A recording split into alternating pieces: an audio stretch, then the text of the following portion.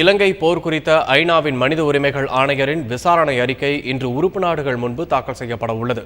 இதுகுறித்த கூடுதல் தகவல்களை தருகிறார் ஜெனீவாவில் இருக்கும் எமது சிறப்பு செய்தியாளர் ஹரிஹரன்.